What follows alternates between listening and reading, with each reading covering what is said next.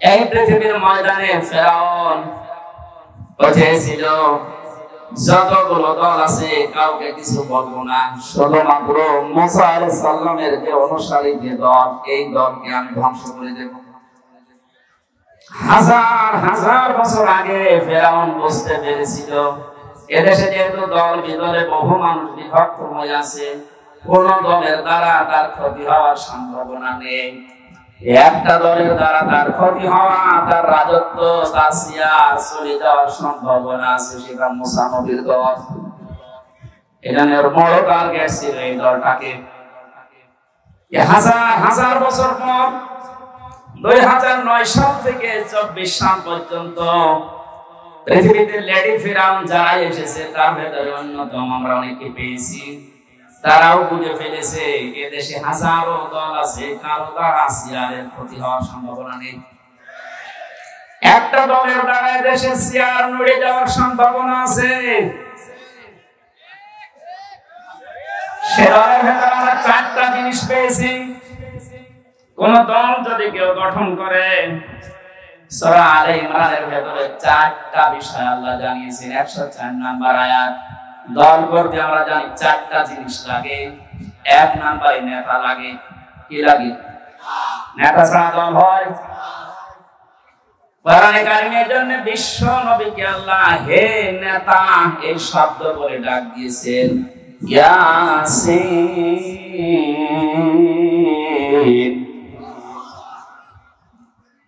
রাসূল মুফাসসিরিন আব্দুল্লাহ ইবনে আব্বাস রাদিয়াল্লাহু তাআলা আনহু তাফসীরে কাবীরের ভেতরে বর্ণনা পেয়েছি আমি। ইয়া মানে হে, সিন মানে সাইয়েদ। সিন শব্দের তিনি 5টা ব্যাখ্যা দিয়েছেন। রাসূল মুফাসসিরিন নবীর আপন চাচাতো ভাই আব্দুল্লাহ ইবনে আব্বাস তিনি বলেন সিন মানে সাইয়্যিদুল আলামিন, সিন মানে সাইয়্যিদুল বাশার, সিন মানে সাইয়্যিদুল কাওনাইন, সিন মানে সাইয়্যিদুল আম্বিয়া, সিন মানে সাইয়্যিদুল মুরসালিন। আলামিন দিলেন কেন? শুধুমাত্র এই জগতে না, যত জগৎ আল্লাহ বানিয়েছে, যত গ্রহ উপগ্রহ আছে, যেখানে আপনি বাস করেন না কেন, আপনাকে মুহাম্মদ রাসূলুল্লাহকে নেতা মানা লাগবে। যে নেতা এই শব্দটা শুনলে অনেকে রাজনীতি মনে করে। এটা শুধু রাজনীতি না, এটা আখিরাতের সাথে জড়িত বিষয়।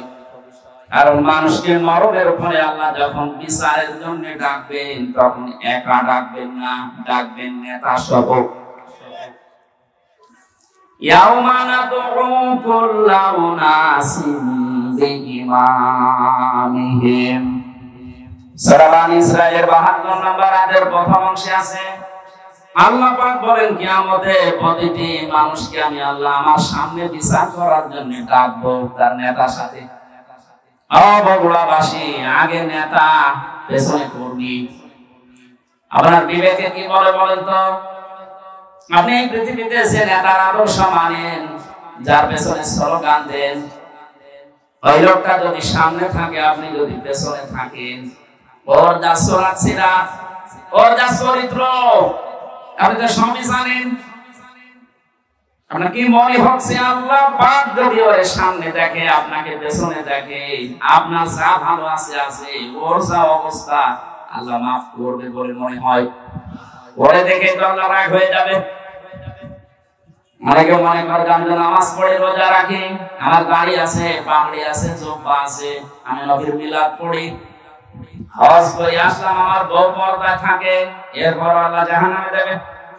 কেন দেবে একটু শোনেন।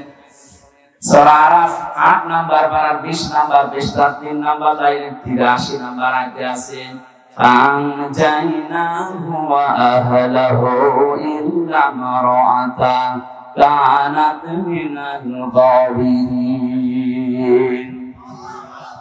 আল্লাহ পাক বলেন দুইজন ফেরেশতাকে আমি পাঠিয়ে দিলাম হযরত হুদ আলাইহিস সালামের জামানায়, দুইজনকে লূত আলাইহিস সালামের জামানায় আসরের সময় পাঠিয়ে বললাম আপনার উম্মতদেরকে নিয়ে আপনি এখান থেকে চলে যান, মাগরিবের সময় আল্লাহর গজব এখানে নাযিল হবে, সবাইকে নিয়ে যাবেন, কিন্তু ইল্লা মারওয়াতা আপনার স্ত্রীকে নেবেন না। বগুড়াবাসী খুব খেয়াল করে মিলান। প্রশ্ন আসতে পারে আমাদের যে হুদ লূত নবীর স্ত্রীর চরিত্র খারাপ ছিল, না, পৃথিবীর কোন নবীর স্ত্রীর চরিত্র খারাপ ছিল না, কারণ কোন হারাম রক্তের ভেতরে আল্লাহ নবীদের রক্ত প্রবেশ করার নাই। কারণ প্রতিটি নবী এই পৃথিবীতে নেতা ছিলেন। নেতাদের চরিত্র যদি খারাপ হয়ে যায়, পেছনে যারা আসবে ওদের চরিত্র আরো খারাপ হবে। কোন নবীর রক্ত আল্লাহ হারাম রক্তের ভেতরে প্রবেশ করার নাই। অথচ পৃথিবীতে আমরা অনেককে দেখি বিশ্ব নেতা বলে দাবি করে, অথচ শ্রমে ঠিক নেই। আপনারা আবার এই দেশের মনে করেন না, অনেক দেশে আছে। তাদের জীবনীগুলো পড়লে দেখা যায় বাবা এক ধর্মের, মা এক ধর্মের, ঠিক থাকে কি করে? নেতা হওয়ার জন্য যে আদর্শগুলো 7টা পেয়েছি আমি আয়াতের তাফসীরে। হযরত লূত নবী আলাইহিস সালামের যত কিছু ছিল সবকে আপনি নিতে পারবেন, কিন্তু স্ত্রীকে নেবেন না, যদিও তার চরিত্র খারাপ ছিল না। লূত নবীর স্ত্রীর চরিত্র ভালো ছিল, সে চরিত্রহীনা ছিল না, কিন্তু যখন আল্লাহ গজব দিলেন তার স্ত্রীকে আল্লাহ ধ্বংস করে জাহান্নামে দিয়ে দিলেন। আমি একটা দুইটা না, যতগুলো তাফসীর আমার জীবনে দেখেছি সব মুফাসসির আয়াতের ব্যাপারে একমত। আমি এটা প্রথমে বুঝছিলাম না। জেলখানা যাওয়ার পরে আপনাদের এই পাশের রংপুর বিশ্ব ইসলামী আন্দোলন বাংলাদেশ জামাত ইসলামের সহকারী সেক্রেটারি জেনারেল ছিলেন জনাব এটিএম আসহারুল ইসলাম। মাঝে মাঝে আমার কাছে বই পাঠাতেন। প্রোডাক্টিভ মুসলিম বলে একটা বই আছে, আমার কাছে প্রায় 17 উপরে বই ছিল, হিন্দু কারারক্ষী, এই কারণে ওনার কাছে বই থাকতেন। বই যদি কাছে থাকতে না দেয়, বাধ্য হয়ে যারা ইসলাম বোঝে, ইসলাম প্রচার করে, এরকম মানুষের কাছে পাঠিয়ে দিত। আমার সাথে যেহেতু পরিচয় ছিল, এই জন্য মাঝে মাঝে কারারক্ষীদেরকে বলতো হামসাকে বইগুলো দিয়ে আসো, যেন শেষ করে, করার পরে যেন বাইরে এগুলো প্রকাশ করে। তার ভেতরে এই তথ্যটা পেয়েছি। লূত নবীর স্ত্রীর চরিত্র ভালো, সে চরিত্রহীনা ছিল না, তারপরও আল্লাহ তাকে ধ্বংস করে দিয়েছেন একটাই মাত্র কারণ। সব মুফাসসিররা জানিয়েছেন সে তলে তলে চরিত্রহীন লোকদেরকে সাপোর্ট করত। বগুড়াবাসী, আপনি এখান থেকে কিছু নেবেন না। আপনার চরিত্র ভালো, আপনি নামাজ পড়েন, রোজা করেন, আপনার বউ পর্দায় থাকে, কিন্তু এমন মানুষকে আপনি সাপোর্ট করেন যার চরিত্র ভালো না, এরকম মানুষ দেশে নেই। লূত নবীর স্ত্রীকে যদি আল্লাহ চরিত্রহীনদের সাপোর্ট করার কারণে জাহান্নামে দেয়, আপনাকে দেবে না? মানে এখানে যার পেছনে থাকবেন খুব খেয়াল করে, এটা দুনিয়ার বিষয় হলে আল্লাহর কসম আমি বলতাম না, এটা সম্পর্ক আখিরাতের সাথে। এই পৃথিবীর ময়দানে যার আদর্শ ঠিক নেই, নেতা ঠিক নেই, মারা যাওয়ার পরে কিতাবুল মুফরাদের ভেতরে হাদিস পেয়েছি, আলাদাবুল মুফরাদ, ও মরণের সঙ্গে সঙ্গে বিনা হিসাবে বিনা বিচারে জাহান্নামী। আমি আপনাদেরকে বাঁচাতে এসেছি। এখন যদি আপনি বাঁচতে না চান, যারা আপনার বিবেকের উপরে ছেড়ে দিলাম, আমি দেখতে পাচ্ছি কোরআনের চোখ লাগিয়ে যে আপনি জাহান্নামে যাচ্ছেন। আসেন, ফিরে আসেন, এখনো পশ্চিম দিকে সূর্য ওঠে নাই, এখনো পর্যন্ত তওবার দরজা বন্ধ হয়ে যায়নি। ফিরে আসেন, এটা দুনিয়ার বিষয় না। বগুড়াবাসী বহু ভালোবাসি আপনাদের, এটা দুনিয়ার বিষয় না, এটা আখিরাতের সাথে সম্পৃক্ত। আপনি ধরা খাচ্ছেন। সাইয়্যিদুল বাশার আল্লাহ দিয়েছেন, সাইয়্যিদুল আলামিন দিয়েছেন। যদি বলেন আমি বগুড়ায় না, আমি কুষ্টিয়ায় বাস করি, কুষ্টিয়া কি পৃথিবীর ভেতরে না? শুধুমাত্র 228টা রাষ্ট্র নিয়ে পৃথিবী গঠিত। এখান থেকে আরো যত গ্রহ আছে, কেউ যদি বলে আমি মঙ্গল গ্রহে বাস করি, ওইটা কার? কেউ যদি বলে চাঁদের দেশে বাস করি, ওইটা কার? ওখানে আপনাকে নবীকে নেতা মানা লাগবে। ইয়াতানাজ্জালুল আমরু বাইনাহুন্না, প্রত্যেকটি জায়গায় আল্লাহর বিধিবিধান নাযিল হচ্ছে ওই সৃষ্টি দেখে দেখে।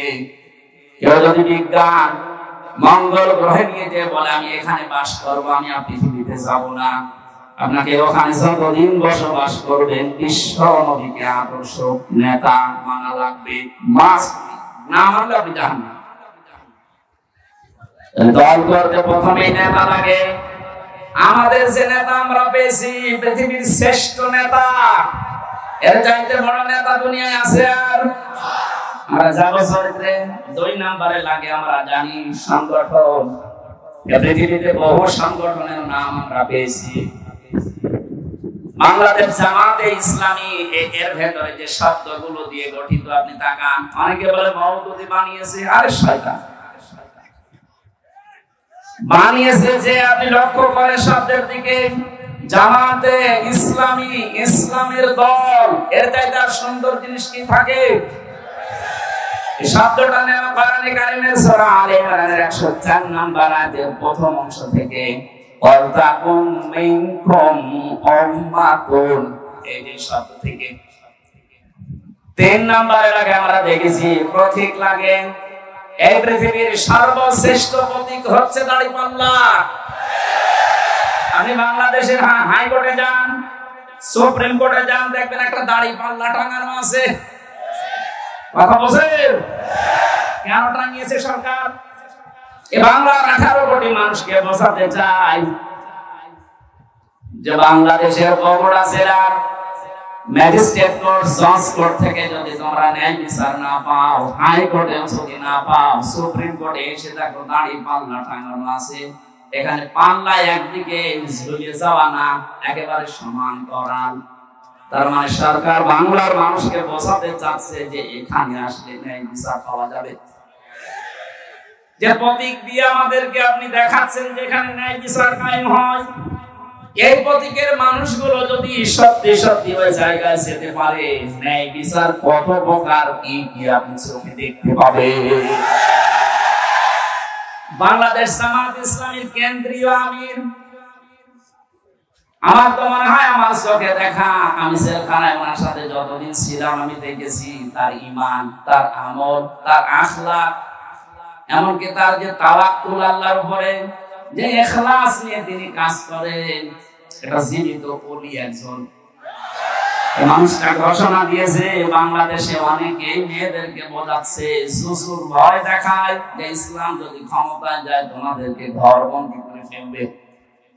ঘোষণা দিয়েছে ইসলাম যদি সত্যি বাংলার ক্ষমতায় যায়, মেয়েরা এমন কথা বলতে বাধ্য হবে যে কিয়ামত পর্যন্ত ইসলাম বাংলাদেশে থাকে। আপনি তো দিয়ে দেখেন না কেন? প্রতীক যখন টাঙানো দেখে বলছেন যে না এটা ন্যায় বিচারের প্রতীক, এই প্রতীক যদি সামনে আসে আপনি হাতের কাজ করবেন তো? বলেন এটা তো রাজনীতি। এটা যদি রাজনীতি মনে করেন, এটা রাজনীতি, এর বাইরে রাজনীতি করা জায়েজ নেই। কারণ এর বাইরে আপনি এই দাড়িপাল্লার বাইরে যত রাজনীতি 52 বছরে দেখলেন না। দাড়িপাল্লার বাইরে আমরা যা দেখলাম, দেখতে পেয়েছি অধিকাংশ গুলোই দুর্নীতিতে ভরা। গত কয়েকদিন আগে বাংলার এক নাস্তিক অধ্যাপক আনিসুর রহমান আল্লাহকে বিশ্বাস করে না, কিন্তু এই দেশের দাড়িপাল্লাওয়ালা মানুষগুলোকে দেখে সে ঘোষণা দিয়েছে 5টা বছর যদি এদের হাতে এদেশের ক্ষমতা তুলে দেওয়া যায়, দেশ থেকে দুর্নীতি ছাড়িয়ে বিদায় করবে। নাস্তিক হয়ে বুঝলো, আর আপনি এখন উল্টা পাল্টা ধারণা করেন। 4 নম্বরের আগে আমরা দেখেছি শুধু অফিস একটা লাগে। আমাদের যে অফিস আছে এই পৃথিবীতে, আমাদের অফিসের নাম হচ্ছে মসজিদ। আমাদের অফিসের নাম কি? দুঃখজনক হলো সত্য, 5 তারিখ আগস্টের পর থেকে আজকের এই 15 তারিখ, 1 মাস কয়েকদিনের ভেতরে বগুড়া না হলেও বাংলার বহু জেলাতে আমরা দেখতে পাচ্ছি অনেকে এখন মসজিদে আল্লাহর কোরআনের কথা, তাফসীরের কথা বলতে নিষেধ। 15.5 বছরে এত বড় বড় জালেমেরা পর্যন্ত সাহস পায়নি যে মসজিদে আল্লাহর কথা বলা যাবে না, কিন্তু এই 1 মাসে 8-9 দিন আমরা দেখতে পেলাম। দুঃখ লাগছে এদের আচরণ দেখে। কারা এরা আমরা জানি না। কোরআন কারীম আপনাদের সম্পর্কে জানিয়েছে, ওমান আসলামু মিম্মান মানাআ মাসাজিদাল্লাহি আইয়ুযকারা ফিহা ইসমুহু ওয়া সামা ফি খা ইলা আখির আয়াত। সূরা বাকারা প্রথম নাম্বার 12 নাম্বার পৃষ্ঠা 4 নাম্বার লাইনের 114 নাম্বার আয়াতের প্রথম অংশে আছে তাফসীরে ফি জিলালিল কোরআনে মুফাসসির সাইয়্যিদ কুতুব রাহমাতুল্লাহ আলাইহি ব্যাখ্যা করতে গিয়ে লিখেছেন আল্লাহ তাআলা বলেন এই পৃথিবীতে বড় সালেম যদি দেখতে চাও আমি আল্লাহর দৃষ্টিতে সব চাইতে বড় সালেম ওই লোকটা যে লোকটা আল্লাহর ঘর মসজিদে তার কথা তার আলোচনা তার কোরআনের কথা বলতে নিষেধ করে বাধা দেয় এটা বড় সালেম আমরা দেখতে পাচ্ছি বিদায় নিয়েছে কিন্তু এখন যারা আছেন এই জুলুমের নিজেকে জড়িয়ে আপনি বড় সালেমের খাতায় যাবেন না আল্লাহ ঘর মসজিদ এই দেশে পৃথিবীতে আল্লাহর বান্দা যারা দাবি করে তাদের জন্য এটা অফিস কথা বলেন দল করলে যেমন অফিসে যাওয়া লাগে আমরা এমন দল করি যে 5 বার আমাদের আল্লাহর অফিসে যাওয়াই লাগে না গেলে আপনি আর দলে থাকতে পারবেন না সুতরাং আমরা যেটা বোঝাতে চাচ্ছি নেতা এই শব্দটা শুধু দুনিয়ার সাথে যদি আপনি মনে করেন যে দুনিয়ার বিষয় নেতৃত্ব না এটা আখিরাতের সাথে সম্পৃক্ত আল্লাহ নিজে ডাক দিয়েছেন নবীকে হে নেতা এই শব্দ দুনিয়ার কাউকে আল্লাহ দেন না সুতরাং আল্লাহর ঘোষণা দেওয়া নেতা দুনিয়ায় কয়জন বলেন তাকে বাদ দিয়ে যদি অন্য কাউকে আপনি নেতা মানে আপনি লিখে দিতে পারেন আপনি জাহান্নামী সেই মহান নেতার আদর্শ শোনার জন্য সিরাতুন নবী দিয়েছেন এই কিছুক্ষণ আগে দেখলাম মিলাদুন নবী পালন করার জন্য অনেকে মিছিল নিয়ে যাচ্ছে আমি মিলাদুন নবীর বিরুদ্ধে না কিন্তু শুধু মিলাদ নিয়ে কেউ যদি আনন্দে থাকেন নবীর সিরাত আর আদর্শ আপনার কাছে যদি মুখ্য না হয় আপনিও নবীর চাচা আবু তালেব আর আবু লাহাবের মতো জাহান্নামে যাবেন নবীর চাচা আবু তালেব আবু লাহাব বিশ্ব নবীকে ভালোবেসেছে কম না তারা নবীর মিলাদে খুশি ছিল মিলাদ মানে জন্ম মিলাদ মানে কি এত বেশি খুশি হয়েছে আবু লাহাব নিজের 2 আঙ্গুল দিয়ে যে মহিলা এসেছিল ছয় দিয়া তাকে আযাদ করে দিয়েছে যা আবু তালেবের জীবনী পড়েন নিজের সন্তান আলীকে কাছে রাখতো না ভাতিজা মুহাম্মদ রাসূলুল্লাহকে বুকে নিয়ে ঘুমাতো এত বেশি ভালোবাসা দিয়েছিল এই 2 চাচা খালি নবীর সামনে কিন্তু নবীজি যখন বললেন ইয়া আম্মি আবি তালেব লা ইলাহা ইল্লাল্লাহ হাজ্জুল লাকা ইনদাল্লাহি ইয়াউমাল কিয়ামাহ রাহুল বুখারী ও চাচা জোরে বলা লাগবে না শুধু আমার কানের কাছে মুখটা নিয়ে আস্তে করে বলেন লা ইলাহা ইল্লাল্লাহ মুহাম্মাদুর রাসূলুল্লাহ বলার দরকার নেই ওটা আমি নিজে জানি আপনি শুধু আল্লাহর একাত্মবাদের ঘোষণাটা দিয়ে যান জোরে বলবেন আমার কানের কাছে মুখ নিয়ে একটু আমাকে শোনান আমি সাক্ষী থাকি কিয়ামতের দিন আপনাকে আমি আল্লাহর কাছে ঝগড়া করে জান্নাতে দিয়ে দেব পাশে দাঁড়িয়েছিল আবু সেহেল আর আবু লাহাব আবু সুফিয়ান ডাক দিয়ে বলে নেতা পড়বা এতদিন বাপদাদা ধর্ম অনুসরণ করলে এখন ভাতিজারের মতন ধর্ম অনুসরণ করে গ্রহণ করে কলঙ্কিত হবা মানুষ তোমাকে কাপুরুষ বলবে ভীরু বলবে বদনাম হবে তোমার আবু তালেব ওই দিন বলেছিল মুহাম্মদ ভাতিজা আমার আমি তোমাকে ভালোবাসি তোমার জন্মের পর থেকে আমি খুশি কিন্তু তোমার এই আদর্শটা আমি মানতে পারলাম না তুমি আমাকে মাফ করে দিও মাফ করার মালিক কি নবীজি না আল্লাহ আরো জোরে বলেন আমি সংক্ষেপ করছি এই কারণে 2জন চাচার জীবনী আমি পুরা পড়েছি নবীর জন্মে এত খুশি যারা ছিল দেখলে নাকি বললাম কিন্তু 2জনই জাহান্নামী 2জনে কি বলেন বলেন একজনের পায়ের নিচে শুধু একটু ফিতা লাগিয়ে দেবে জাহান্নামের মাথার মগজ পর্যন্ত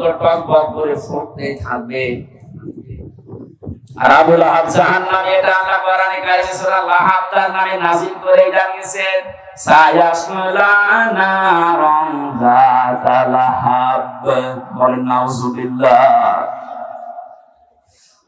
বগুড়াবাসী সিস্টেম অপর পৃষ্ঠায় দেখুন আর 2জন চাচার নাম আমরা জানি একজন হযরতে আমির হামজা আর একজন হযরতে আব্বাস রাদিয়াল্লাহু তাআলা আনহুমা এই 2জন চাচা শুধু নবীর জন্মের সময় খুশি ছিল তা না ওরা নবীর আদর্শ পেয়েও খুশি ছিল একজন চাচা হযরতে আব্বাস নবীর আদর্শ পেয়ে খুশি, তার প্রমাণ তার মুখের কথা। মান সাকাত আমাল ঈমান মার রাদিয়া বিল্লাহি রাব্বা ওয়া বিল ইসলামি দীনা ওয়া বি মুহাম্মাদির রাসূলিল্লাহ সাল্লাল্লাহু আলাইহি ওয়াসাল্লাম নাবিয়্যা ওয়া রাসূলা। রাহু মুসলিম।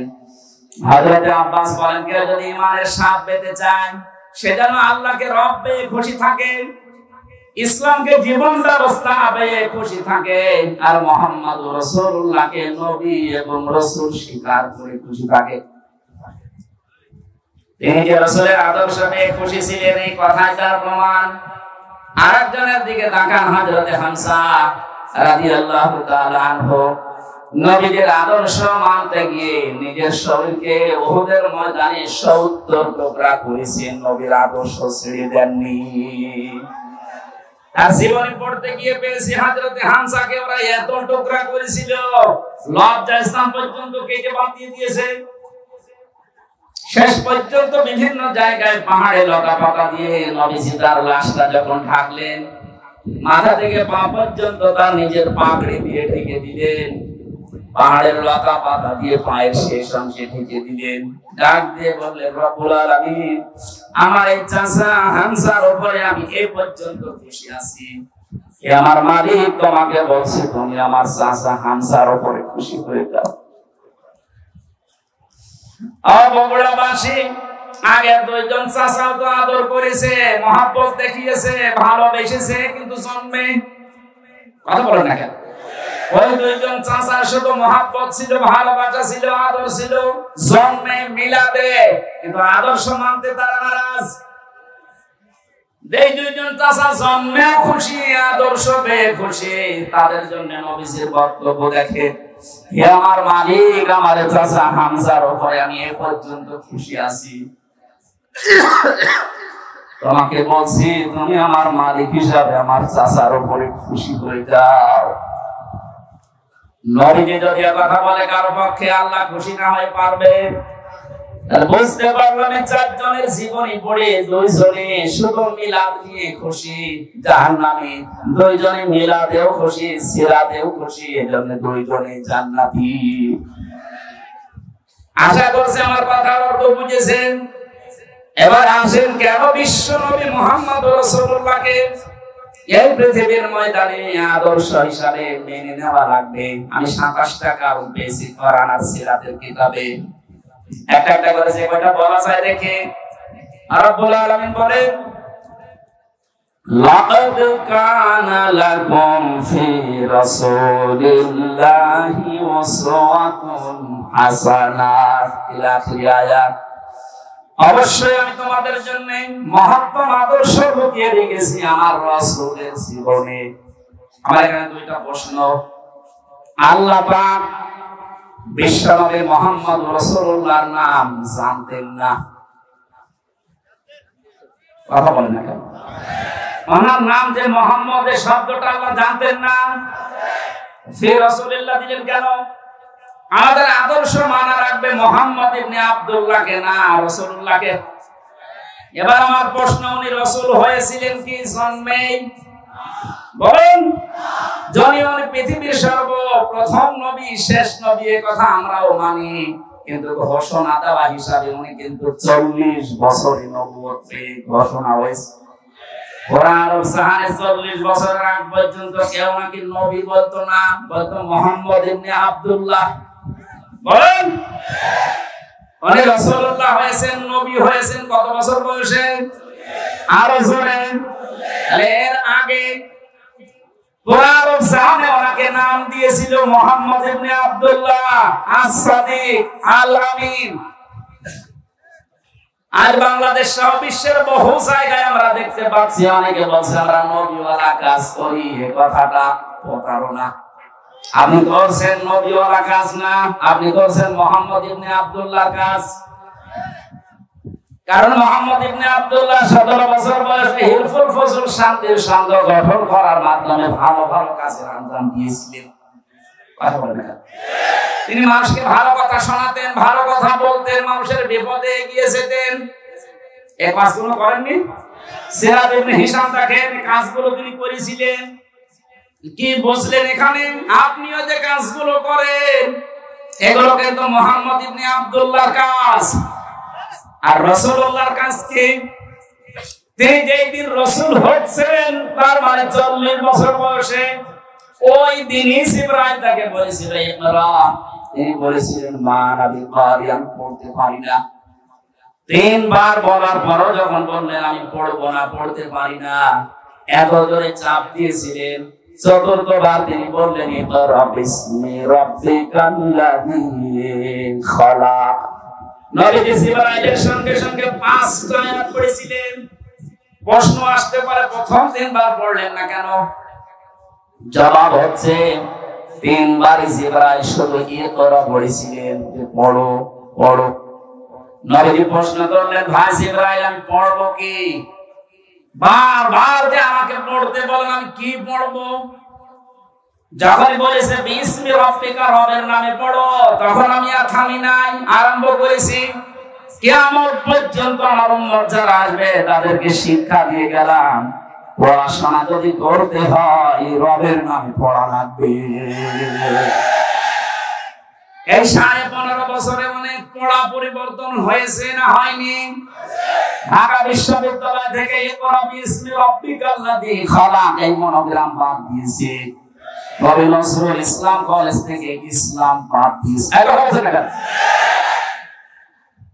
ইসলামী বিশ্ববিদ্যালয় কুষ্টিয়া রব্বি জিদনি ইলমা এইটাও বাদ দিয়েছে। যত জায়গায় যত কিছু বাদ হয়েছে 15.5 বছরে, নবীর উম্মতেরা এখন যেহেতু দায়িত্ব পাচ্ছে, আহ্বান জানাবো ওইগুলো সব যেন ফিরিয়ে নিয়ে আসা হয়। কারণ রব ছাড়া আমরা পড়তে চাই না। রবের নাম বাদ দিয়ে যে পড়া হয় ওটা পড়া না। এক কথা বুঝতেছে? এখন প্রশ্ন আসতে পারে তাহলে অন্যান্য দেশে তো উন্নতি করে, তারা কি রবের নামে পড়ে? উন্নতি হয়েছে কিন্তু অবনতিও আছে। আমি সিঙ্গাপুর, মালয়েশিয়া সব কতগুলো দেশ ঘুরে আসলাম, ওদের যে চরিত্র আমি দেখে এসেছি। বাকি যে দেশগুলোর নাম বললাম না, ফ্রি সেক্সের দেশ, লেখাপড়া ওরা আমাদের সাথে কম করে নাই। রাস্তার ধারে দাঁড়িয়ে মা বাবার সামনে জেনা করছে, সে কি মানুষ না কুত্তা? হ্যাঁ বলেন। রবের নামে যদি আপনি পড়াতে পারতেন, এখানে মা বাবা আর বড় ভাই যারা আছেন দায়িত্বে, আমি আপনাকে গ্যারান্টি দিচ্ছি 3টা বছর আপনি কোরআনের শিক্ষা যেখানে দেওয়া হয়, এই তালিমুল কোরআন অথবা এই যে ক্যাডেট মাদ্রাসা যাই বলেন, এখান থেকে 3টা বছর পড়িয়ে নেন। বাকি ওকে ডাক্তার বানাবেন, ইঞ্জিনিয়ার বানাবেন।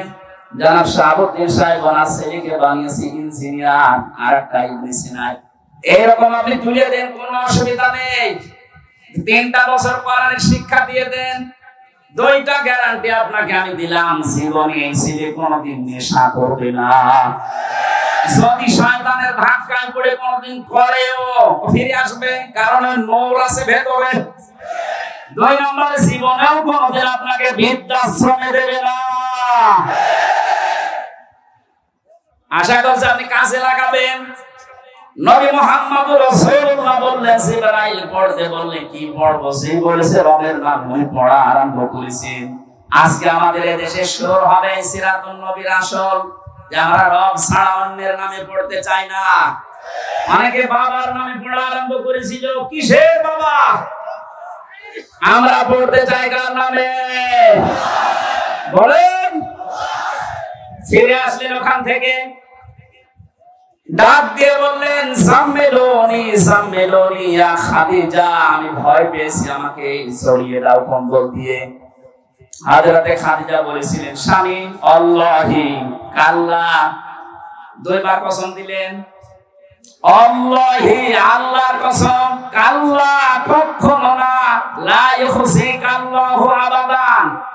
এতটুকু শব্দের ভেতরে খাদিজা 3 বার আল্লাহর নাম বলেছেন, অথচ তিনি তখন মুসলমান হননি।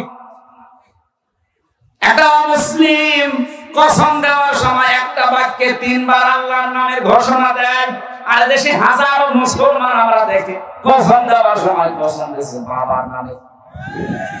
তার জীবিত বাবা হলে হয় কবে মরে গেছে সে বাবার নামে।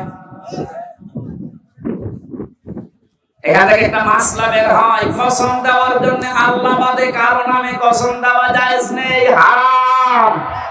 সুতরাং আল্লাহ বাদে কারো নামে আর কসম দেবেন বলেন। বিশ্বনবী এসে 5টা কথা শুনলেন খাদিজার কাছে। প্রথম নাম্বারে বলেছিলেন, স্বামী আমার ভয় পাবেন না, আল্লাহ কখনো আপনাকে অপমান অপদস্থ ভয় দেখাতে পারে না, কারণ আপনি আত্মীয়তার সম্পর্ক ঠিক রাখেন। ও বাংলার মুসলমানেরা, যারা রক্তের সম্পর্কগুলো ঠিক রাখে, আত্মীয়তার সম্পর্কগুলো জুড়ে রাখে, তাদেরকে আল্লাহ পাক নির্ভয় করে দেয়। পৃথিবীর কেউ তাদেরকে ভয় দেখাতে পারে না। আর আমরা দেখি এগুলো যারা ঠিক রাখে না, তাদের মনের ভেতরে হাজারো অজানা ভয়। জেলে যাওয়ার আগে একবার মাহফিল থেকে আসার সময় পুলিশ গাড়ি থামিয়ে আমার বছর হুজুর বুকে ফু দিয়ে দেন। কেন? দায়িত্ব পালন করতে গিয়ে দেখি হঠাৎ তাল গাছের ভেতরে কি যেন নড়ে উঠল। আমি ভয় পেয়েছি। তুই তো ভয় পাবি, আর মানুষকে ঠেকায়, আর মানুষের অধিকার নষ্ট করে, হক নষ্ট করে, উল্টা পাল্টা টাকা কামাই করে। যারা মানুষের অধিকার নষ্ট করে না, হক নষ্ট করে না, রক্তের সম্পর্ক ঠিক রাখে, তাদের ভেতর থেকে আল্লাহ অজানা ভয়গুলো দূর করে দেয়। মেয়েরা যারা এসেছে, সম্মানিত মা বোনেরা, হাদিস বলছে, কোন মেয়ের যদি চায় যে আমার স্বামী বেশি দিন বেশি থাক, আমার স্বামীর হায়াত বেড়ে যাক, তার সম্পদ বেড়ে যাক, তার সম্মান বেড়ে যাক, সে যেন স্বামীকে বারবার তাকিদ দেয়, স্বামী তুমি যা করো করো, কিন্তু সম্পর্কগুলো ঠিক রাখো। তোমার মায়ের সাথে, বাবার সাথে, বোনের সাথে, ভাইয়ের সাথে, ফুফুর সাথে, চাচার সাথে আমারগুলো যদি নাও করো, অন্তত এইগুলোর সম্পর্ক ঠিক রাখো। কিন্তু 100টার 98টা পরিবারে আজ বাংলাদেশে বউর কারণে আমরা এই রক্তের সম্পর্কগুলো ঠিক রাখতে পারি না। কারা কারা পাচ্ছেন না হাত তোলেন তো। আর আমার মনে হয় এই ওয়াজ করা ঠিক হইল না। ঠিক আছে, বাকিগুলো আমরা তো অন্তত ভালো আছি, আমাদের পরিবারের সমস্যা নেই, আলহামদুলিল্লাহ। বগুড়ার মা বোনেরা আপনাদেরকে ধন্যবাদ। এই একটা লোক একটু সমস্যা আছে, ওরে বের করে দিন। না, আমি শুধু হাসির জন্য বলি না, আমি কিন্তু বাস্তব বলছি। হাজারো পরিবারে আজ স্ত্রীর কারণে নিজের মা বাবার সাথে আমরা সম্পর্ক নষ্ট করে দিই। আমার বোনের সাথে সম্পর্ক আমার রক্তে, কিসের বলেন? এখন যে জল্লাদ আছে কেন্দ্রীয় কারাগারে, এর নাম আছে ইলিয়াস। এই লোকটা ফাঁসি হয়েছে বউ মারার কারণে, বউ হত্যা করেছে, এই কারণে ফাঁসি, এখনো যাবজ্জীবনে আছে। এখন 22 বছর জেল খাটা লাগবে, এখন ফাঁসি দেয় মানুষকে। ও একদিন এসে বলছিল, হামজা ভাই আমার জীবনের এই কাহিনী। 17 বছর ছিল সৌদি আরব, বিয়ে করার পর 35 না 36 বছর বয়সে বিয়ে করেছে। কয়েক বছর যেতেই বউর সাথে আর মার সাথে কোনো মিল নেই।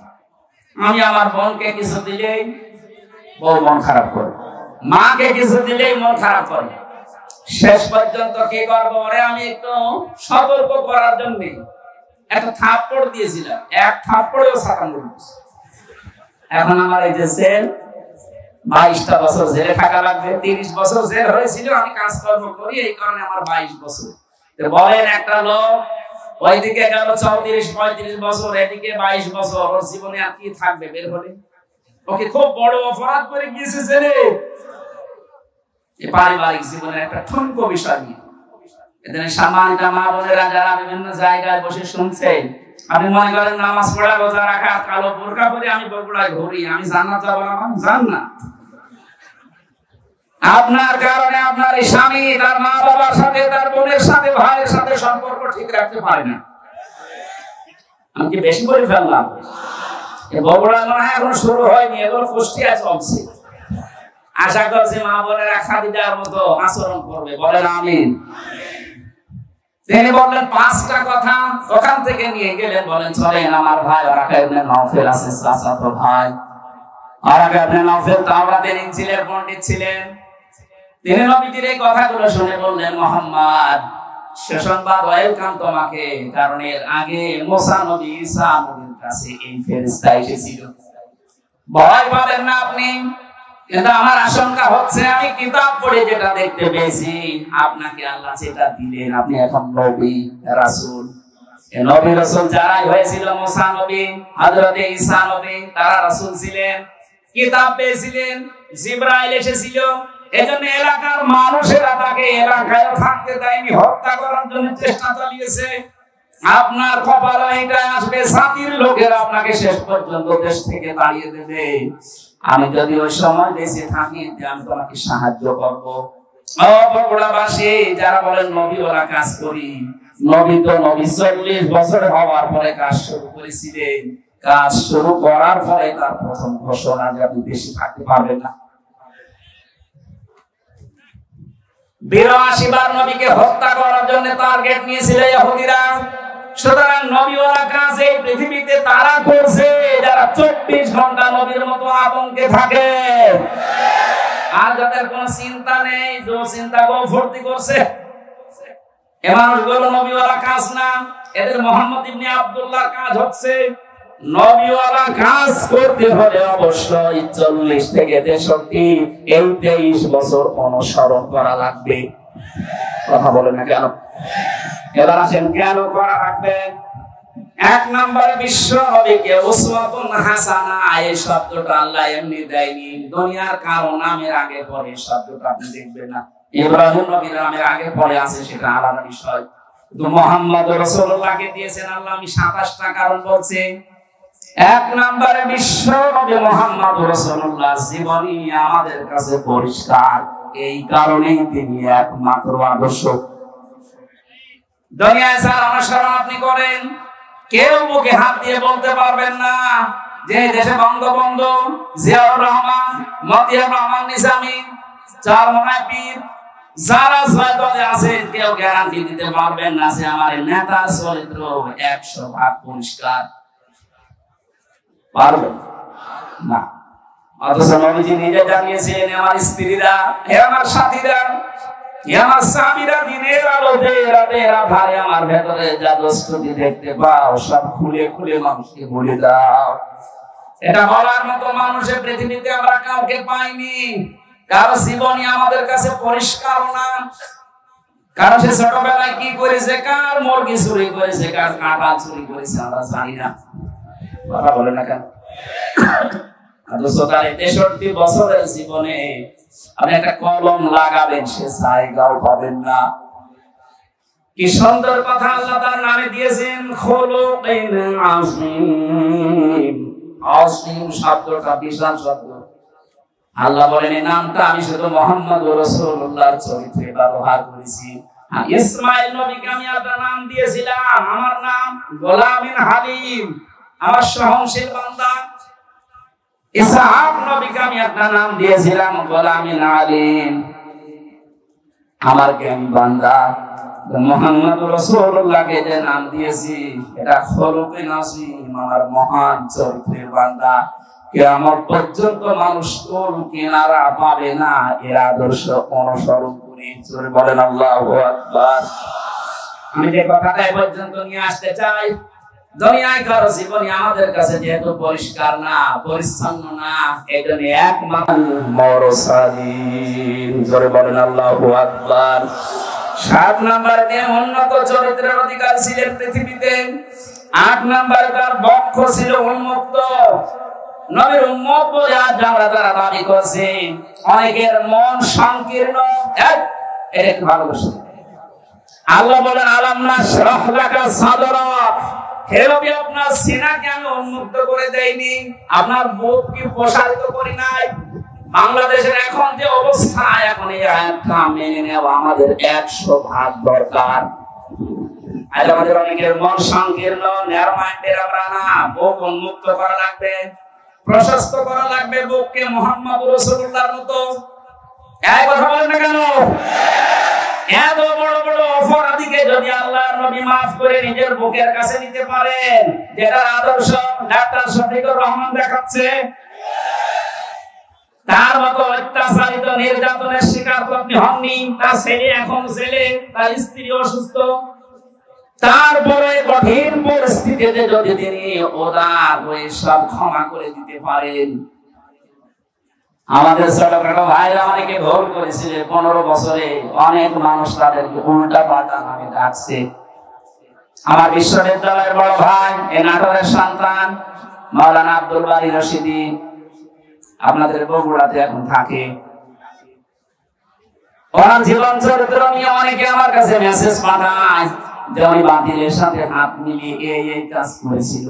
আরে ভাই, বাস্তবতা, স্থান, কাল, পাত্র ভেদে কাজ করা লাগে। আমাদেরকে যারা দায়িত্ব দিয়েছিল জেলখানার ভেতরে, ওরা মানুষ নামে জানোয়ার ছিল।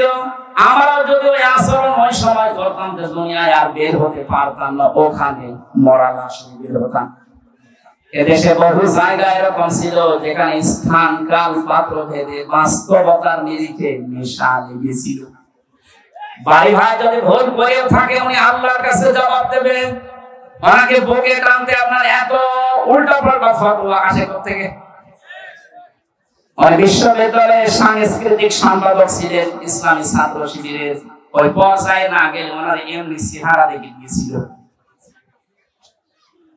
মানুষের মনের খবর যেহেতু আল্লাহ জানে, কি উদ্দেশ্যে কি করেছিল সেটা আল্লাহ জানে। উনি একটা মোনাজাত করেছিল, ওইটা নিয়ে আপনি ফতোয়াবাজি করেন, আপনার জীবনে ভুল নেই।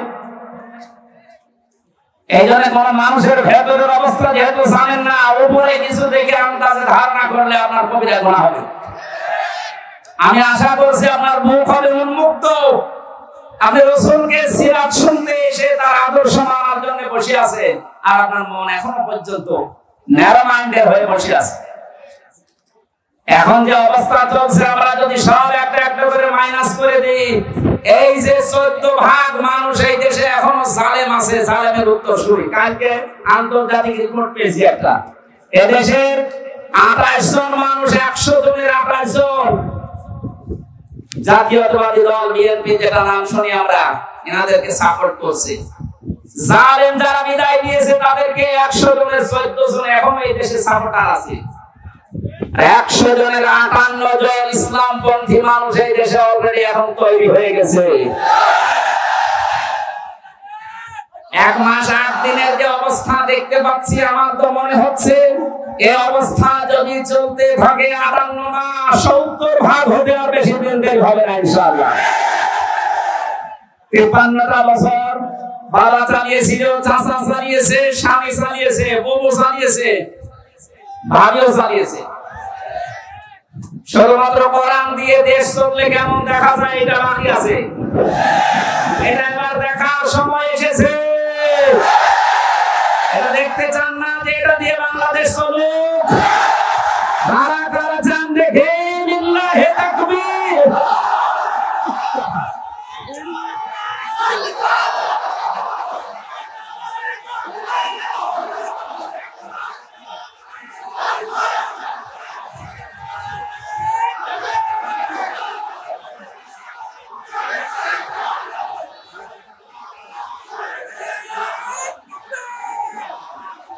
সম্মানিত ভাইরা, আমি যতগুলো নোট করেছিলাম, এত কয়েক ঘন্টা লাগার কথা, 27টা কেবল চলছে, 7টা। এখন পুরাটা বলতে গেলে আপনাদের এখন মাগরিবের আজান হবে। এরপর আজকে আমার সিরাজগঞ্জে মাহফিল আছে এশার পরে।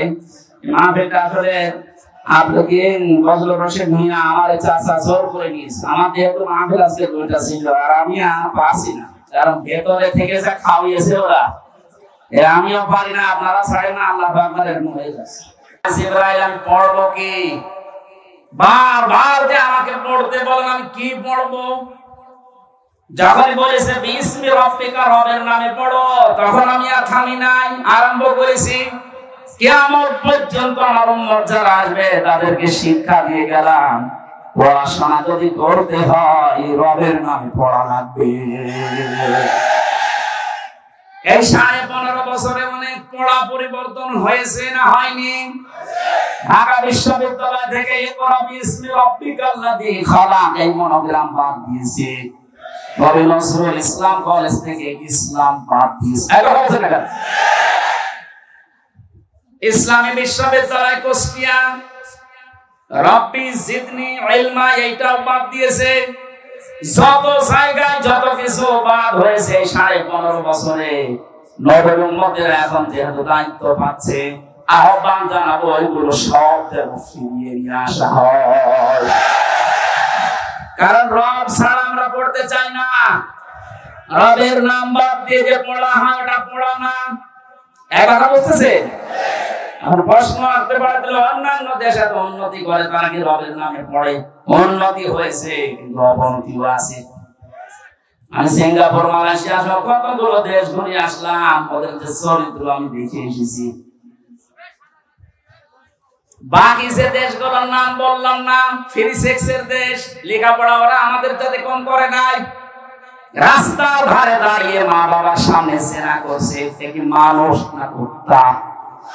হ্যাঁ বলেন। রবের নামে যদি আপনি পড়াতে পারতেন, এখানে মা বাবা আমার বড় ভাই যারা আছেন দায়িত্বে, আমি আপনাকে গ্যারান্টি দিচ্ছি 3টা বছর আপনি কোরআনের শিক্ষা যেখানে দেওয়া হয়, এই তালিমুল কোরআন অথবা এই যে ক্যাডেট মাদ্রাসা যাই বলেন, এখান থেকে 3টা বছর পড়িয়ে নেন। বাকি ওকে ডাক্তার বানাবেন, ইঞ্জিনিয়ার বানাবেন। জনাব শাহাবুদ্দিন সাহেব ওনার ছেলেকে বানিয়েছে ইঞ্জিনিয়ার, আর একটা ইঞ্জিনিয়ার। এইরকম আপনি তুলে দেন, কোনো অসুবিধা নেই। 3টা বছর কোরআনের শিক্ষা দিয়ে দেন, 2টা গ্যারান্টি আপনাকে আমি দিলাম, জীবনে এই ছেলে কোনোদিন নেশা করবে না। যদি শয়তানের ধাক্কায় পড়ে কোনোদিন করেও, ফিরে আসবে, কারণ নূর আছে ভেতরে। 2 নম্বরে জীবনেও কোনোদিন আপনাকে বৃদ্ধাশ্রমে দেবে না। আশা করছি আপনি কাজে লাগাবেন। নবী মুহাম্মদুর রাসূলুল্লাহ বললেন, জিবরাইল পড়তে বললে কি পড়বো? সে বলেছে রবের নাম পড়া আরম্ভ করেছে। আজকে আমাদের দেশে শুরু হবে সিরাতুন নবীর আসল, যে আমরা রব ছাড়া অন্যের নামে পড়তে চাই না। অনেকে বাবার নামে পড়া আরম্ভ করেছিল। কিসের বাবা? আমরা পড়তে চাই কার নামে? বলেন।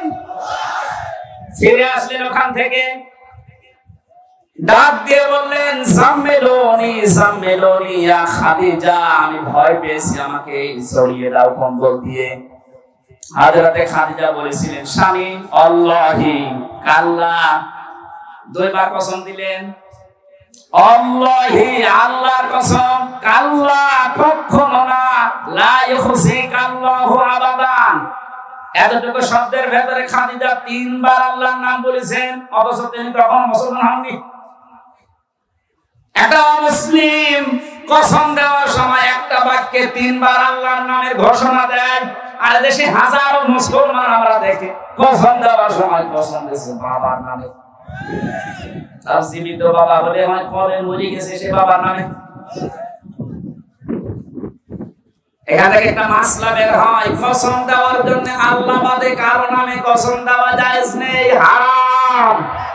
সুতরাং আল্লাহ বাদে কারো নামে আর কসম দেবেন? বলেন। বিশ্বনবী এসে 5টা কথা শুনলেন খাদিজার কাছে। প্রথম নাম্বারে বলেছিলেন, স্বামী আমার, ভয় পাবেন না। আল্লাহ কখনো আপনাকে অপমান অপদস্থ ভয় দেখাতে পারে না, কারণ আপনি আত্মীয়তার সম্পর্ক ঠিক রাখেন। বাংলার মুসলমানেরা যারা রক্তের সম্পর্কগুলো ঠিক রাখে, আত্মীয়তার সম্পর্কগুলো জুড়ে রাখে, তাদেরকে আল্লাহ পাক নির্ভয় করে দেয়। পৃথিবীর কেউ তাদেরকে ভয় দেখাতে পারে না। আর আমরা দেখি এগুলো যারা ঠিক রাখে না, তাদের মনের ভেতরে হাজারো অজানা ভয়। জেলে যাওয়ার আগে একবার মাহফিল থেকে আসার সময় এক পুলিশ গাড়ি থামিয়ে আমার বছর হুজুর বুকে ফু দিয়ে দেন। কেন? দায়িত্ব পালন করতে গিয়ে দেখি হঠাৎ তাল গাছের ভেতরে কি যেন নড়ে উঠল। আমি ভয় পেয়েছি। তুই তো ভয় পাবি, আর মানুষকে ঠেকায়, আর মানুষের অধিকার নষ্ট করে, হক নষ্ট করে, উল্টা পাল্টা টাকা কামাই করে।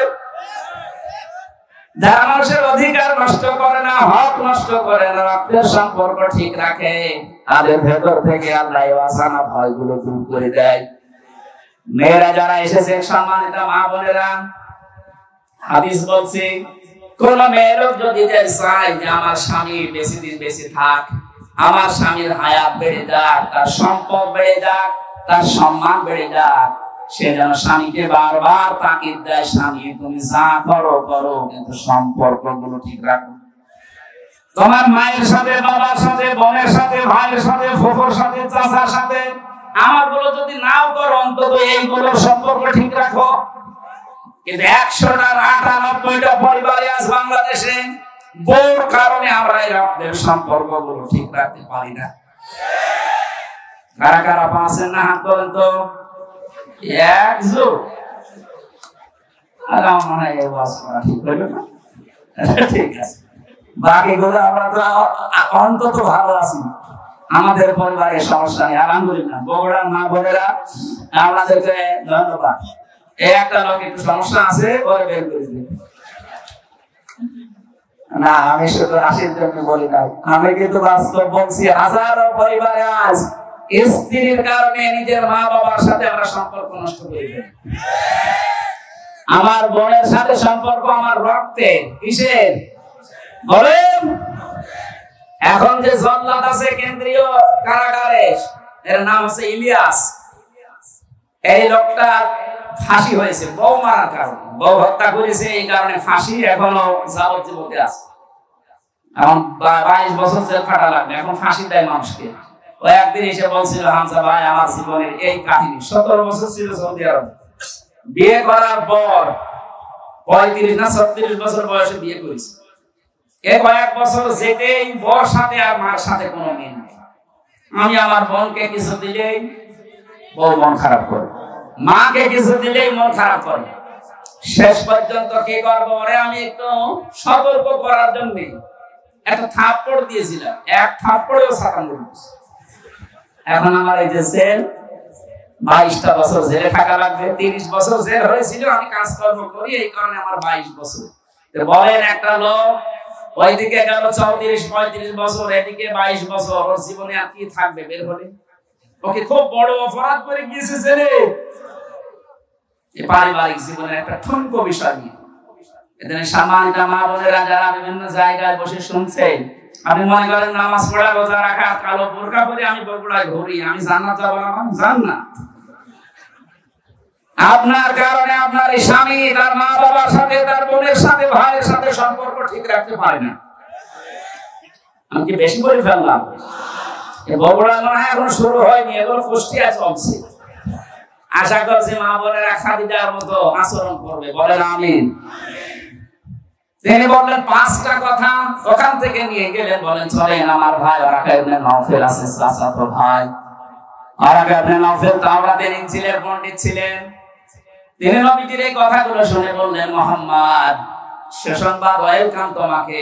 কারণ এর আগে মুসা নবী, ঈসা নবীর কাছে এই ফেরেশতা এসেছিল। ভয় পাবেন না আপনি, কিন্তু আমার আশঙ্কা হচ্ছে আমি কিতাব পড়ে যেটা দেখতে পেয়েছি, আপনাকে আল্লাহ যেটা দিলেন, আপনি এখন নবী রাসূল। এই নবী রাসূল যারাই হয়েছিল, মুসা নবী, হযরত ঈসা নবী, তারা রাসূল ছিলেন, কিতাব পেয়েছিলেন, জিবরাইল এসেছিল। এজন্য এলাকার মানুষেরা তাকে এলাকায় থাকতে দেয়নি, হত্যা করার জন্য চেষ্টা চালিয়েছে। আপনার কপালে এটা আসবে, জাতির লোকেরা আপনাকে শেষ পর্যন্ত দেশ থেকে তাড়িয়ে দেবে। আমি যদি ওই সময় বেঁচে থাকি, আমি তোমাকে সাহায্য করবো। ও বগুড়াবাসী যারা বলেন নবী ওরা কাজ করি, নবী তো নবী 40 বছর হওয়ার পরে কাজ শুরু করেছিলেন। কাজ শুরু করার পরে তার প্রথম ঘোষণা যে আপনি বেশি থাকতে পারবেন না। 82 বার নবীকে হত্যা করার জন্য টার্গেট নিয়েছিল ইহুদিরা। সুতরাং নবীওয়ালা কাজ এই পৃথিবীতে তারা করছে যারা 24 ঘন্টা নবীর মতো আতঙ্কে থাকে, আর যাদের কোনো চিন্তা নেই, যে চিন্তা গো ভর্তি করছে, এ মানুষগুলো নবীওয়ালা কাজ না। এদের মুহাম্মদ ইবনে আব্দুল্লাহর কাজ হচ্ছে নবীওয়ালা কাজ করতে হলে অবশ্যই 40 থেকে 63 এই 23 বছর অনুসরণ করা লাগবে। কথা বলেন না কেন? এবার আসেন কেন করা লাগবে।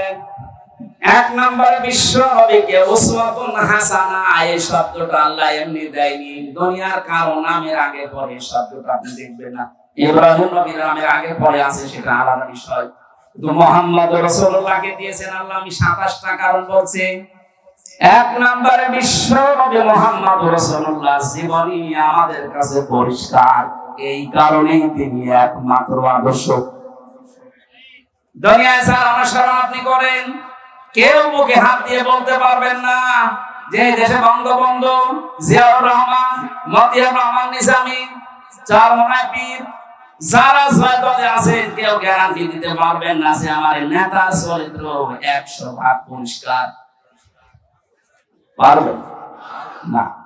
অথচ নবীজি নিজে জানিয়েছেন, আমার স্ত্রীরা, আমার সাথীরা, আমার স্বামীরা দিনের আলোতে রাতের আধারে আমার ভেতরে যা দোষটি দেখতে পাও সব খুলে খুলে মানুষকে বলে দাও। এটা বলার মতো মানুষের পৃথিবীতে আমরা কাউকে পাইনি।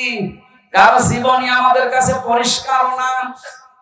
কারো সে ছোটবেলায় কি করেছে, কার মুরগি চুরি করেছে, কার কাঁটা চুরি করেছে আমরা জানি না। কথা বলে না কেন? অথচ তার 63 বছরের জীবনে আপনি একটা কলম লাগাবেন, সে জায়গাও পাবেন না। কি সুন্দর কথা আল্লাহ তার নামে দিয়েছেন, খুলুকিন আযীম। আযীম শব্দটা বিশাল শব্দ।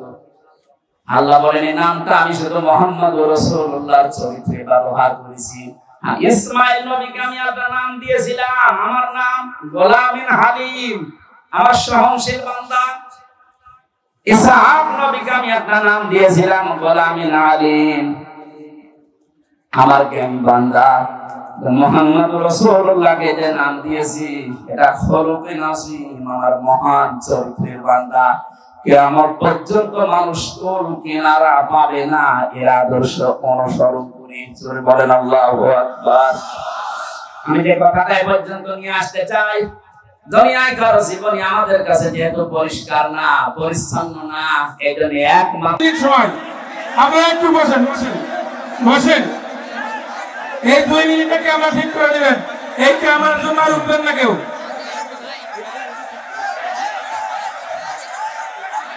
ইন্নাল হামদুলিল্লাহি ওয়াস সালাতু ওয়াস সালামু আলা রাসূলিল্লাহ।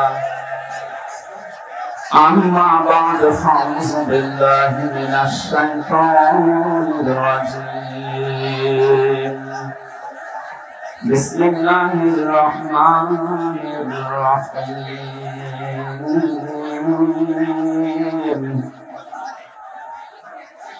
ونريد أن نمن على الذين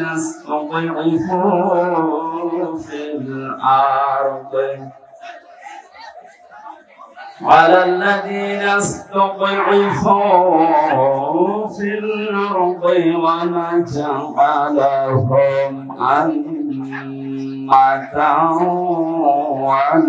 ونجعلهم الوارثين.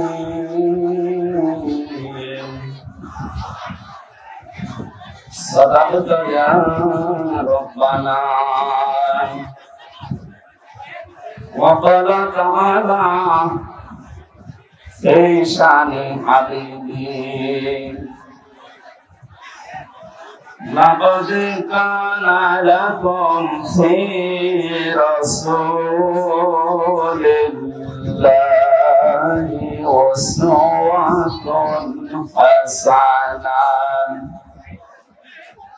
أسوة حسنة لمن كان يرجو الله واليوم الآخر وذكر الله كثيرا. صدقت يا ربنا. عن أبي هريرة رضي الله تعالى عنه قال قال النبي صلى الله عليه وسلم من تمسك بسنتي عند فساد أمتي فله أجر 100 شهيد. رواه ابن ماجه. اللهم صل على محمد وآله وصحبه وبارك وسلم. الحمد لله.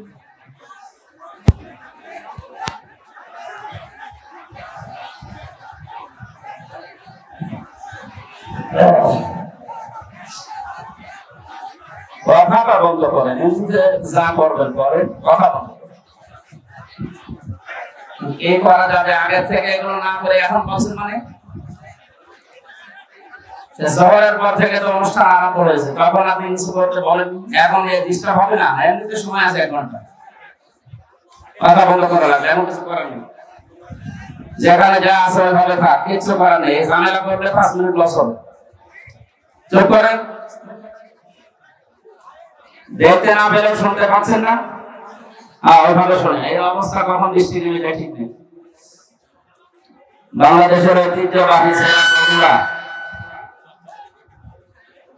জামিলনগর কেন্দ্রীয় জামে মসজিদের উদ্যোগে সরকারি আজিজুল হক কলেজ নতুন ভবন ময়দানে মহাবিশ্বের মহাবিশ্বর আমাদের আদর্শ, আমাদের নেতা মুহাম্মদুর রাসূলুল্লাহ সাল্লাল্লাহু আলাইহি ওয়াসাল্লামের জীবনের বিভিন্ন অংশের আলোচনা, বিশেষ করে যে বিষয়গুলো নিয়ে বাংলাদেশ, ভারত, পাকিস্তান এই 3টা দেশে ভেজাল লেগে আছে, আমরা এগুলো নিরসনের জন্য আজকের এই আলোচনার আয়োজন।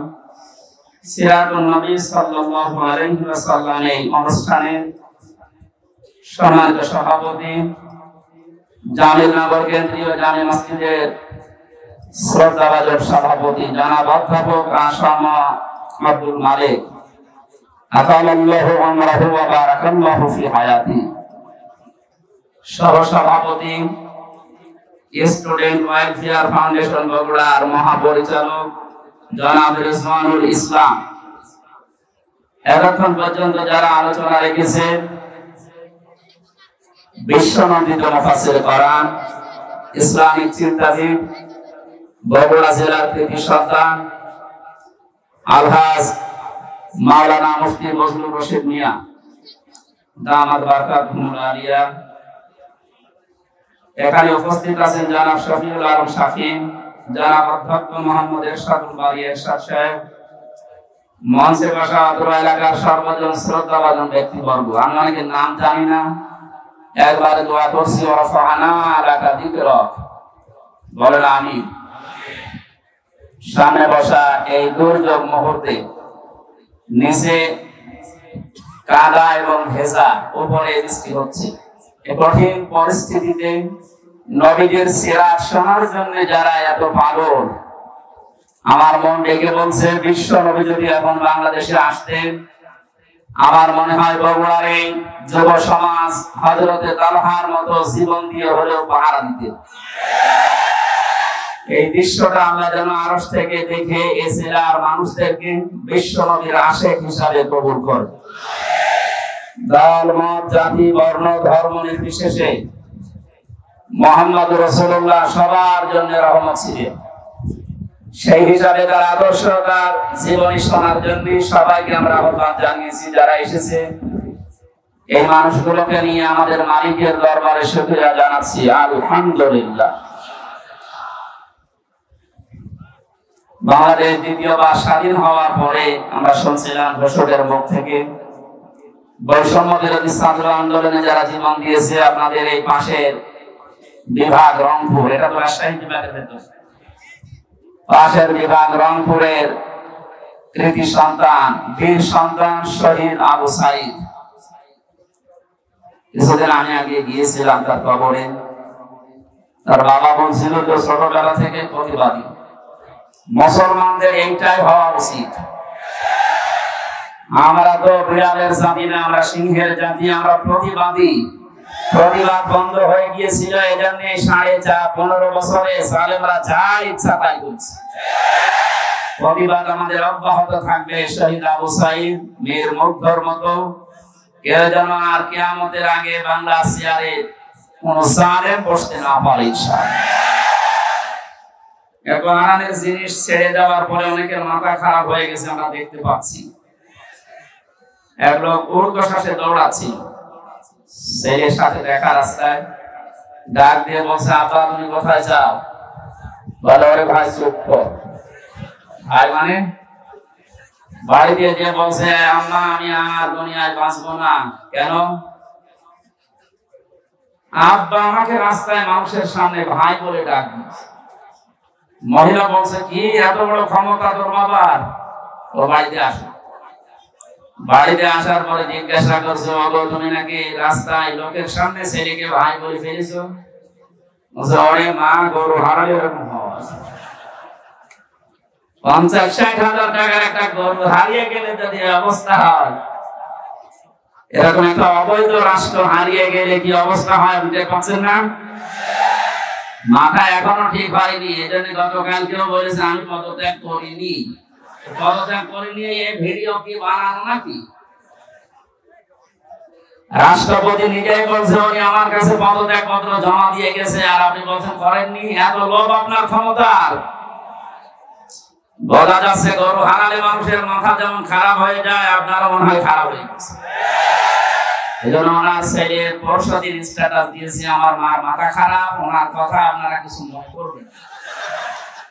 আর আগের দিন স্ট্যাটাস দিয়েছে জয় সাহেব, দেশের মানুষ আমার মাকে কুকুরের মতো তাড়িয়ে দিয়েছে। কি সুন্দর সুন্দর স্ট্যাটাস, সুবহানাল্লাহ বলেন। সুতরাং শোকে দুঃখে যারা উল্টা পাল্টা বলছে, জালেমদের দোষর এখনো যারা দেশে ছড়িয়ে ছিটিয়ে আছে, তাদেরকে সাহস জোগাতে অনেকে বসে চট করে ঢুকে পড়বো, আসেন। কত মানুষ অনেকের চামড়া দিয়ে ঢুকে বাঁচাবে বলে বসে আছে, বিশেষ করে আবু সাইদের মা। আপনাকে যদি পাই সত্যি আপনার এক টুকরা চামড়া ওর লাগবে। বহু মানুষ এরকম যারা অনেক কিছু হারিয়েছে, আশায় আছে। আমরা দেখতে পাচ্ছি এদেশের অনেকে এখন একটু সুর লাগিয়েছে যে ওনাদেরকে সামনে আনতে দিন। এটা কিন্তু একটা টোপ, ভুলেও আপনি টোপ গিলবেন না। যদি বাইরে আসেন, এই যে জনপ্রশাসন মন্ত্রণালয়ের যিনি কালকে ধরা পড়েছিল, ও মনে করেছিল সব সহজ হয়ে যাচ্ছে, যে বের হয়েছে দরবেশের মতো ধরা খেয়েছে। আশা করছি আপনি ভুল করবেন না। কোরআনে কারিমের এই অনুষ্ঠানে যেহেতু নবীর জীবনী শোনার জন্য আমরা এসেছি, এই পৃথিবীতে শ্রেষ্ঠ অনুষ্ঠান দুইটা, কোরআনের আলোচনা আর নবীজির আদর্শের আলোচনা। এর উপরে দুনিয়ার কোনো উত্তম আদর্শ, উত্তম আলোচনার অনুষ্ঠান নেই।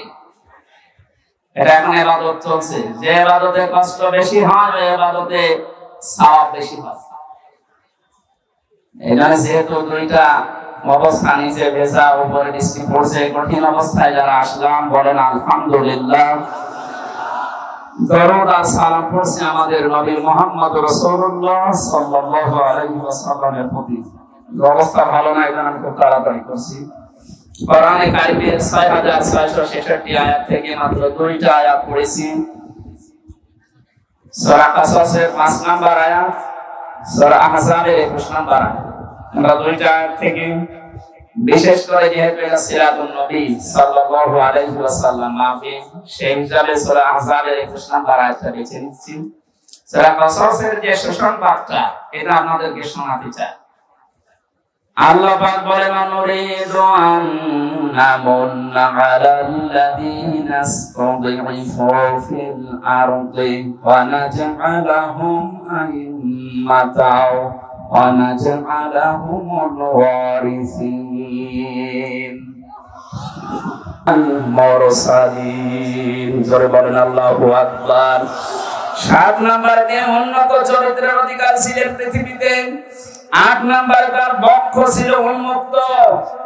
নবীর উম্মত বলে আজ আমরা তারা দাবি করছি, অনেকের মন সংকীর্ণ।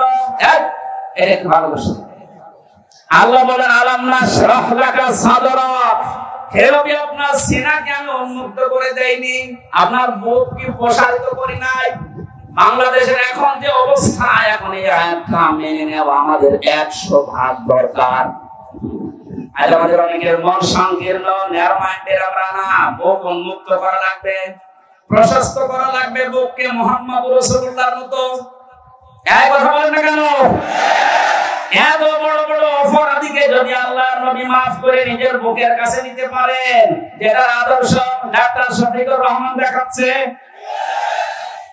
তার মতো অত্যাচারিত নির্যাতনের শিকার তো আপনি হননি। তার ছেলে এখন জেলে, তার স্ত্রী অসুস্থ, তারপরে কঠিন পরিস্থিতিতে যদি তিনি উদার হয়ে সব ক্ষমা করে দিতে পারেন, আমাদের ছোটখাটো ভাইরা অনেকে ভুল করেছিল, 15 বছরে অনেক মানুষ তাদেরকে উল্টা পাল্টা নামে ডাকছে।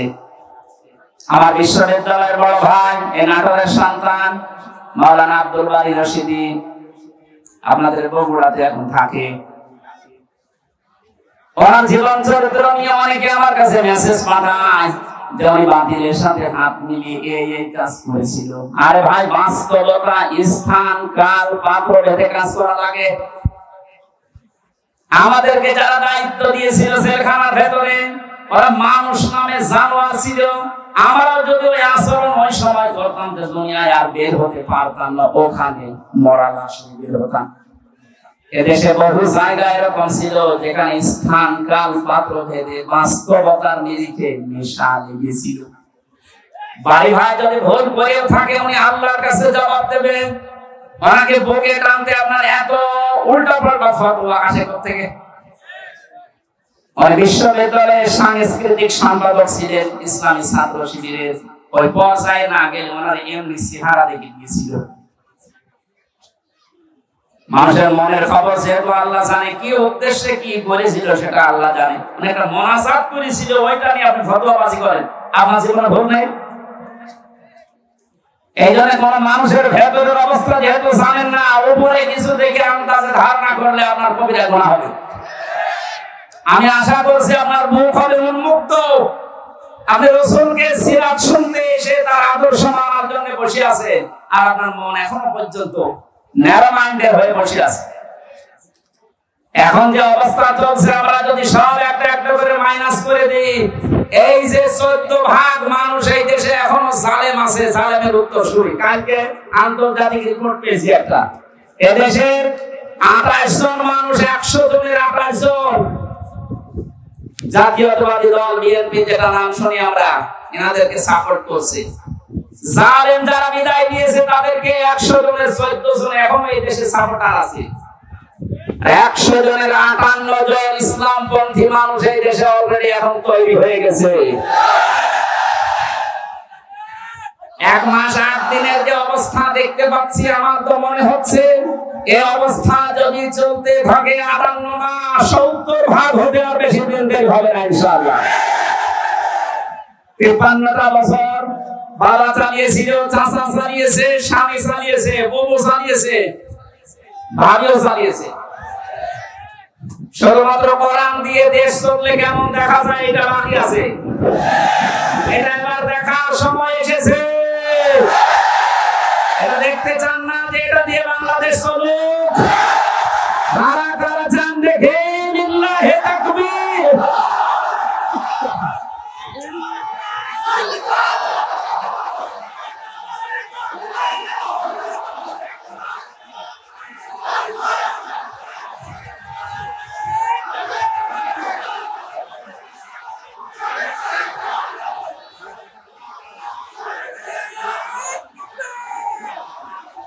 সম্মানিত ভাইরা, আমি যতগুলো নোট করেছিলাম, এত কয়েক ঘন্টা লাগার কথা, 27 টাকা বল চলছে 7টা।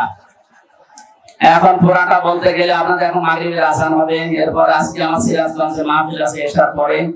মাহফিলটা আসলে আপনাকে বজলুর রশিদ মিয়া আমার চাচা জোর করে নিয়েছে। আমার যেহেতু মাহফিল আজকে 2টা ছিল, আর আমি পারছি না, কারণ ভেতরে থেকে যা খাওয়িয়েছে ওরা, আমিও পারি না, আপনারা ছাড়েন না, আল্লাহ পাক আমাদের হয়ে যাচ্ছে।